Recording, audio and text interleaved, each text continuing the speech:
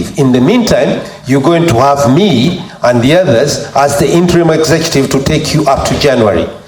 But the big idea is that within the community, we need and we must find a way of fundraising money within us, within our group. And I've written a few things in the, we have written a few things in the folder that you have. But what we are thinking is that when you put money in this organization, it is not a charity. It should give you a return on that money. That is key.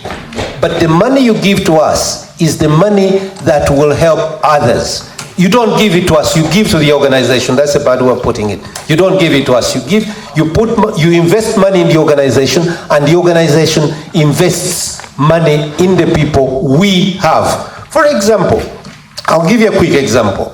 Many of you know of many Indian shops. How many of you recall how many of those have been collapsed? That is, they couldn't go on because they didn't have the funds to continue. I had a shop and I had it for 2 years and I couldn't continue because the interest I was paying on the loan was greater than the money that was coming in. But our brothers, the Indians, do it a better way. They have money within their community and they lend to each other.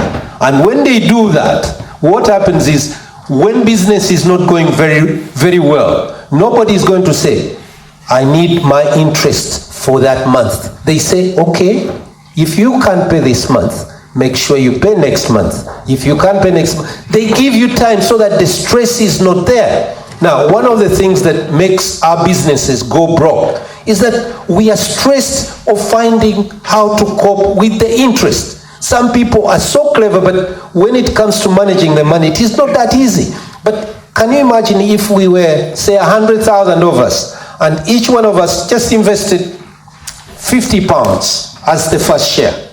We would have 10 million, and therefore we would be able to support any of our daughters and sons who are starting up. But then we are not going to do it at random and say, you turn up and it does. We will have a committee. There will be a committee like the ones you see on your television. What are they called? The Dragon Den.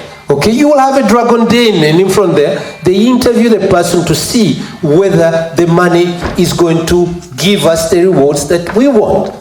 I have a young man in here. I knew he used to write music, but he couldn't sell it. And yet, when you listen to the tunes he was making, they were beautiful. When you listen to some of the tunes on some of the people they sing, and you say, but I know somebody who can write better than that. And they can give even a better tune and better meaning to your words. But he couldn't find the funding. All he wanted was 20,000. Today, if he had been given that money, he would probably be a millionaire. But nobody could trust to give him the money, because how do you give a young black boy money and you don't know much about his parentage? They just say no. Nobody does. The people who wanted to give money were his friends, but his friends also simply wanted to exploit him. My bad advice was, or good advice, whichever way you want to look at it, I said, I don't want you to be exploited by others. Just do what you're doing at present, and we see what better way we can go. But he had everything properly. Yeah. Thank you. Now, I don't want to take too long, but I'll tell you just about a few things about what we do. The vision is that, as I said, if there are quite a few of us who decide to invest in the organization, and you can do that by going through the website, by the way. We have a website. You'll find it on all your folders. All you have to do, go at home, think about it. When you go in there, it tells you, you go on the page on membership and you go for registration. And in that registration, once you register as a member, then you can decide whether you want to buy a share or not. The money for membership is to run functions like this. We'll need to run one for the annual general meeting, as you know. So that money, the £30 a year, is to run the organization. the actual money for the organization to be able to lend, or not to lend, we don't use that word, to invest in somebody else, is the money that you pay as a share. The page is very clear. We have a friend of ours who managed to build it for us, and we are grateful, Greg. All right? He's one of the speakers. He will be introduced. Now, we will invest, we'll be investing in enterprising people and members and other members as investors will be reaping rewards of that, on that investment. And that way we are promoting our people.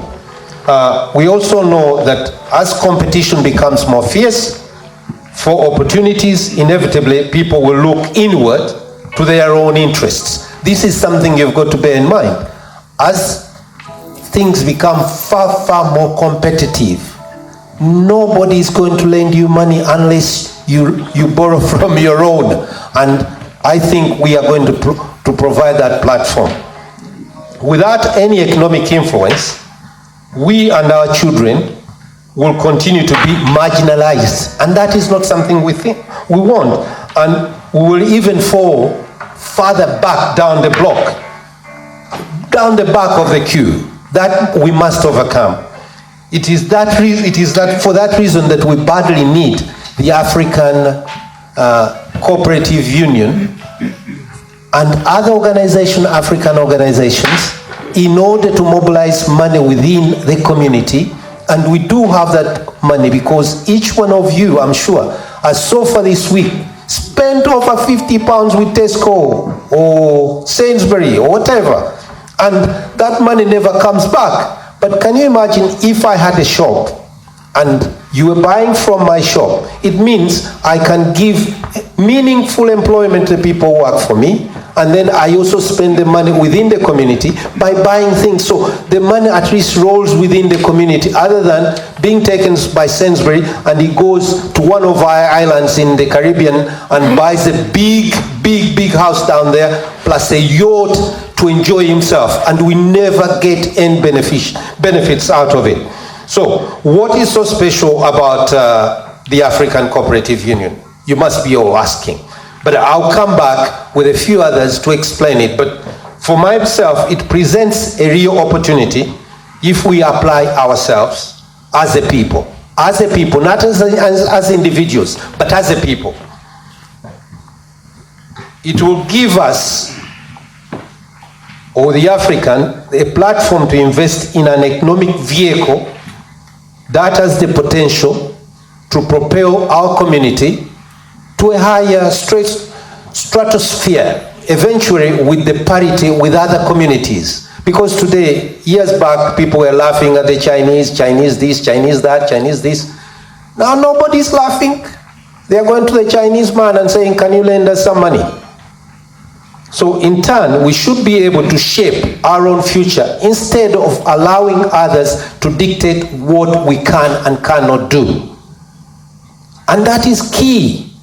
Because now, okay, I'm over 60, but I remember I had to be a civil servant in order to survive in this country. Why? When you're a civil servant or anybody in employment, what happens is you're thinking about yourself, about your mortgage, about those things. You can't think, oh, when I get money, I'll go and invest in the Caribbean or in Africa. No, you are not thinking that. You will only look to the selfish end of saying, I should think about my retirement and go and build a house for me somewhere. You are not thinking about the community that put you in this world. So becoming a member and purchasing a share of, say, £50 a throw means that we are pooling resources, and you will get a better return than many savings accounts anywhere. Because I know I've had an account with some money before, and for every 1,000, I think every year, they give me about 25p. For my 1,000, 25p. And that bothers me. And with all due respect, if you invest in this one, there is no way we can give you 25p. That is abusing you, actually, thinking you're not worthy. And they're telling you, leave the money with us. And what they do, I left my money there, they lent it to the next person, and that person got broke. Because once they lend it to that person, they say, you've got to give us 20 20% or whatever interest from him. He can't pay, therefore they have my money, they have enjoyed it, but they're giving me 25p for it. But I'm saying if you put in 50 pounds and the organization is working well, it means at least, it will give you at least 2 pounds, a return of 2 pounds. So what about the money? The vision is that we look to have quite a bit of it, if we do manage. Then we'll have a big pot in which we can make decisions ourselves. And it will not just be the executive. This is key. That don't think that because we are members of the executive, therefore we'll dictate what happens. No. How am I doing for time? Am I doing badly? Okay, I'll try and wind up quickly. So let's just look quickly to the future. We do not have a political voice as a group. We know we have some very able people who are good politicians, who can speak for themselves, but they don't go there necessarily to speak for you. They have to find a way of fitting within the system.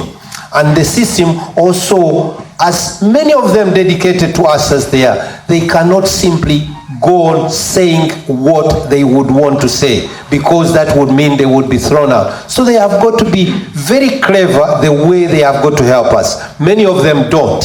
For me, I don't think Mr. Obama has ever helped me or ever helped even the country where he comes from, Kenya. I don't think so, but people may see it differently.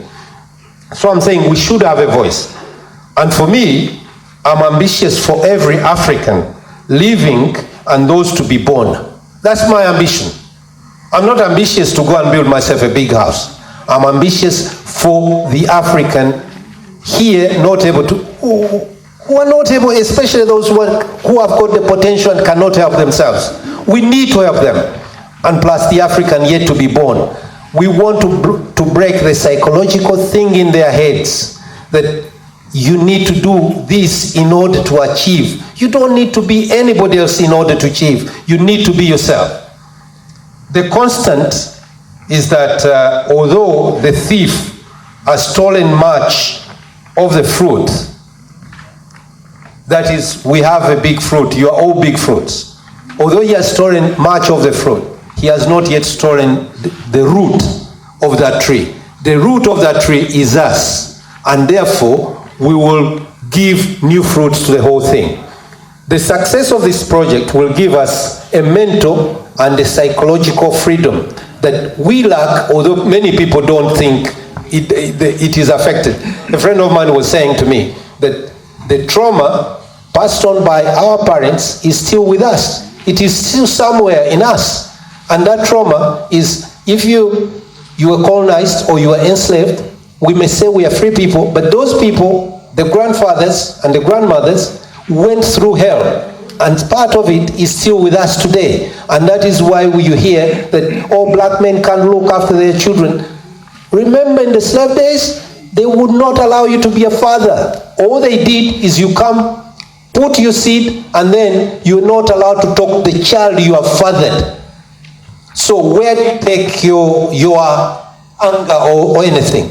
It meant that every time you were angry, you would simply have to fight the next guy next to you. And that is why we fight each other. Because you can't beat the slave owner. Can you?